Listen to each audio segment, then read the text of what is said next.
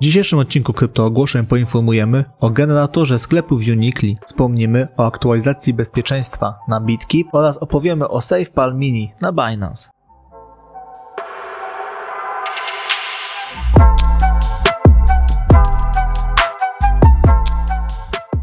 Witam Was serdecznie na kanale Kryptoogłoszeń, przed nami kolejna dawka informacji. Jeżeli materiał uznacie za wartościowy, zachęcam do lajka, subskrypcji i komentarza. Tylko jeszcze przypomnę, że nie znajdziecie tutaj porad inwestycyjnych, bo takie należy udać się do specjalisty. My tylko wyrażamy nasze subiektywne zdanie. Tak więc nie przedłużając, zaczynajmy! Uniqli przedstawia swój generator sklepów. Z okazji uruchomienia wspomnianego generatora został przygotowany konkurs na najlepsze sklepy. Pula nagród w tym konkursie wynosi 5 Ethereum. Sam generator jest bardzo prostym i łatwym w użyciu narzędziem, które umożliwia twórcom uruchomienie własnych sklepów Web3 z zasobami wspieranymi przez NFT w ciągu zaledwie kilku minut. Konfigurując sklep wystarczy przejść przez kilka prostych kroków. Należy przesłać produkty, które chce się sprzedać, skonfigurować wymagania, podać obsługiwaną walutę oraz cenę produktów. I to wszystko. Dodatkowe szczegóły generatora Uniqli zostały opisane w artykule na Medium tego projektu. Link do artykułu zostawiamy standardowo w opisie filmu. Pera Wallet nawiązuje partnerstwo strategiczne z Vendible. Partnerstwo zostało nawiązane w celu zapewnienia większego bezpieczeństwa wszystkim użytkownikom DeFi. Po dokonaniu integracji Trustable utrata kluczy nie będzie już problemem dla użytkowników Pera Wallet. Więcej informacji uzyskacie w komunikacie prasowym wystosowanym przez Pera Wallet. Roofstock wykorzystał protokół Tele do sfinansowania stokenizowanych nieruchomości. Takie działanie było możliwe dzięki platformie Web3 Roofstock oraz Tele, a także dzięki USDC Homes, które pełni funkcję puli pożyczek na Polygon.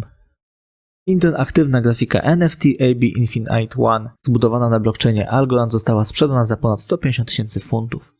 Polygon informuje, że Kateon Gaming Accelerator program został oficjalnie ogłoszony. Wspomniany program został zaprojektowany, aby wspierać najbardziej obiecujących twórców gier i projektów z zakresu blockchain i metaverse na całym świecie.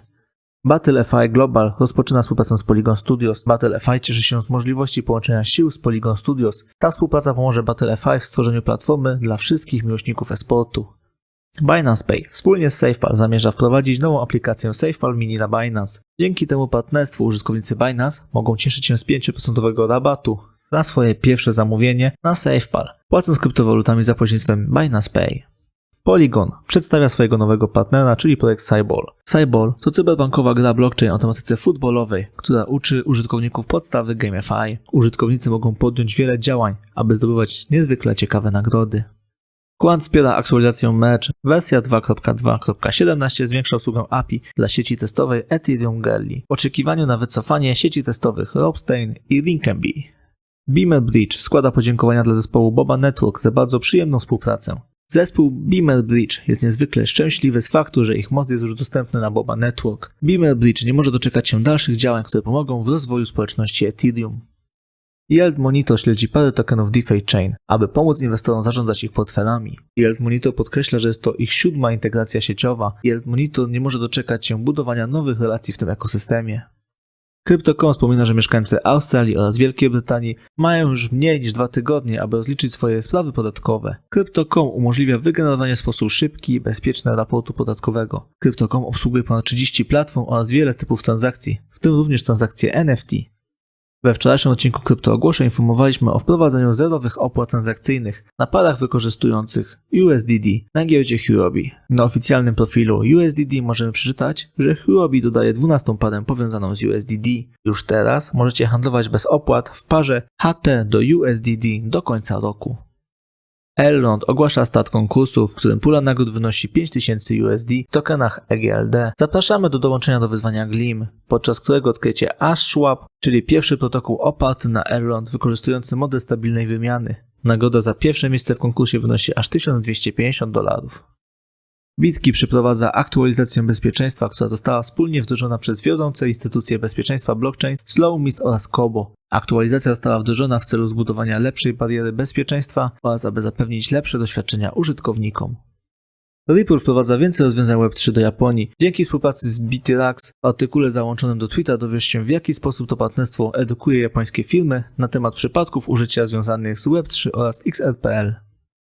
Ze względu na rozwój serwera Discord SUI, proces weryfikacji nowych użytkowników uległ spowolnieniu. Dzięki takiemu rozwiązaniu SUI będzie mogło wprowadzić dodatkowe środki bezpieczeństwa podczas weryfikacji użytkowników. Wczoraj administratorzy SUI zweryfikowali ponad 10 tysięcy użytkowników. Jednak w kolejce zostało jeszcze około 20 tysięcy użytkowników do zweryfikowania. Zespół SUI prosi o cierpliwość.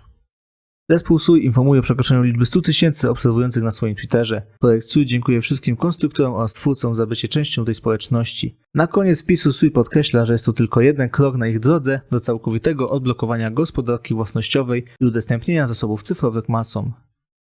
Travelex Bank przyjmuje kryptowaluty. Przyjmując kryptowaluty, Travelex Bank odblokował nowe rynki i korzyści. Zachęcamy do sprawdzenia artykułu, w którym został opisany sposób działania globalnego rozwiązania płatniczego stworzonego przez Ripple. Dzięki temu rozwiązaniu Travelex Bank może oferować szybsze i tańsze płatności do Brazylii.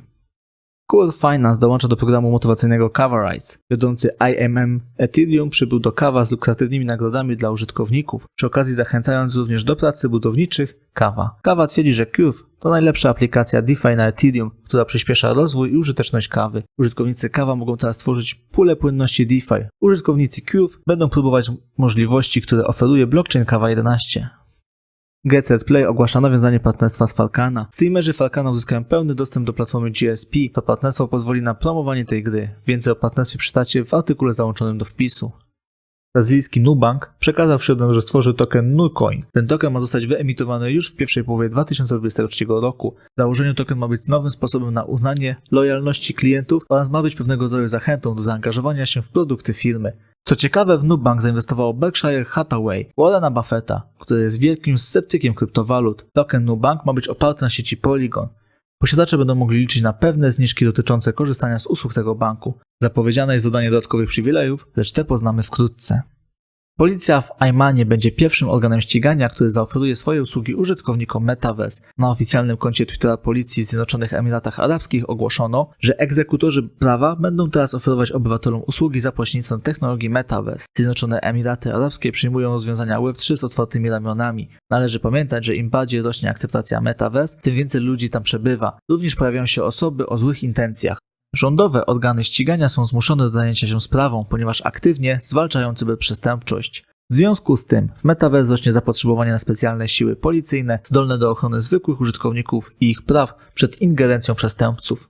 Elon Musk zasugerował, że spółka może dokonać skupu akcji o wartości nawet 10 miliardów dolarów. Wcześniej Tesla przedstawiła raport finansowy za trzeci kwartał 2022 roku. Notowania spółki spadły ponad 6% w handlu posesyjnym po jego publikacji. Dyrektor finansowy Tesli poinformował, że prawdopodobnie nie uda się wypełnić celu dostaw samochodów w tym roku. Elon Musk zapowiedział wcześniej wspomnianą akcję buyback akcji Tesla. To tyle z informacji, które dla Was dzisiaj przygotowaliśmy. Jeżeli materiał uznacie za wartościowy, zachęcamy do lajka, subskrypcji, komentarza. Dziękuję Wam bardzo za uwagę i życzę miłego dnia bądź wieczoru. Cześć!